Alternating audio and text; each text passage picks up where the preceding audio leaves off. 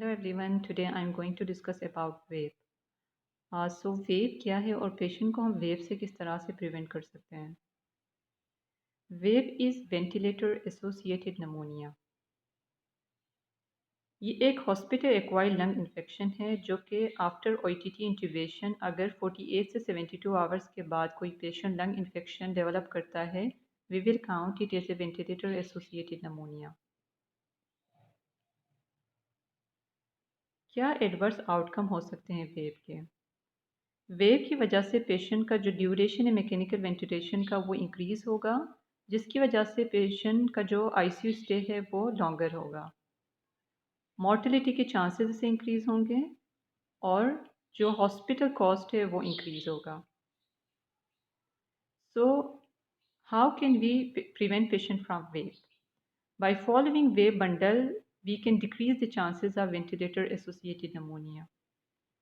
सो wave bundle के अंदर क्या क्या कंपोनेंट हैं? First important intervention is head of bed elevation. एक वेंटिलेटर जो पेशेंट है उसका हेड ऑफ बेड वो एवरी टाइम 30 से 45 डिग्री तक हमें रखना है ताकि एस्पिरेशन के चांसेस हम डिक्रीज़ कर सकें और पेशेंट को हम एस्पिरेशन नमोनिया से बचा सकें। The second important intervention is oral care. We all know that जो पेशेंट मैकेनिकल वेंटिलेटेड होते हैं तो उनमें जो नॉर्मल नेचुरल डिफेंस मैकेनिज़्म है वो ऑल्टर होता है, इम्पेयर्ड होता है, बैक्टीरियल ग्रोथ के चांसेस इंक्रीज़ होते हैं। So every 2 hourly chlorhexidine mouthwash से पेशेंट के ओरल हाइजीन हमें करना इम्पॉर्टेंट है ताकि हम पेशेंट को प्रिवेंट कर सकें वेब से। The third important intervention is cuff pressure monitoring. Cuff pressure basically जो OETT का बलून है वो इन्फ्लेटेड है तो हमें उसका प्रेशर मॉनिटर करना है एवरी 4 आवरली और हमें उसे 20 से 30 cm H2O तक रखना है।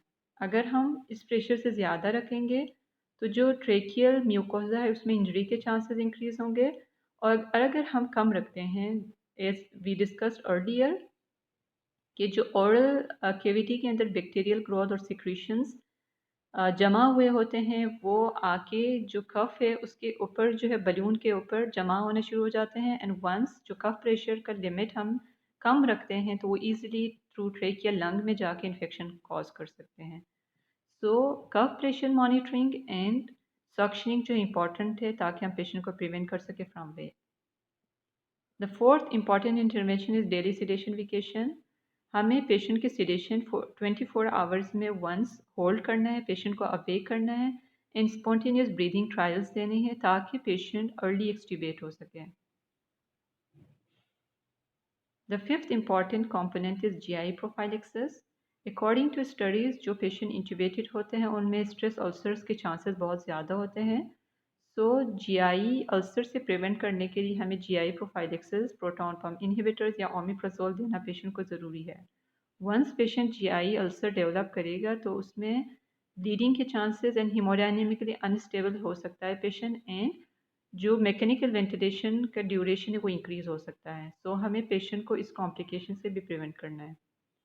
The last important component is DVT prophylaxis. We all know that जो पेशेंट इंट्यूबेटेड होते हैं वो बेड रिडन है, इमोबिलाइज है, सो उनमें chances of D vein thrombosis बहुत ज़्यादा होती है। सो हेपरिन एंड DVT स्टॉकिंग्स पहनाना पेशेंट को बहुत ज़रूरी है ताकि हम पेशेंट को इस कॉम्प्लिकेशन से प्रिवेंट कर सकें। So we have to make sure कि head of bed every time 30 to 45 degree रहे। पेशेंट को हमें 2 आवरली ओरल केयर देना है विद क्लोरेक्सिडीन। पेशेंट को हमें GI अल्सर से प्रिवेंट करना है। पेशेंट को हमें डेली सिडेशन वेकेशंस देने हैं एंड स्पॉन्टेनियस ब्रीदिंग ट्रायल्स देने हैं। हमें पेशेंट को डीप इन थ्रोम्बोसिस से प्रिवेंट करना है। Thank you.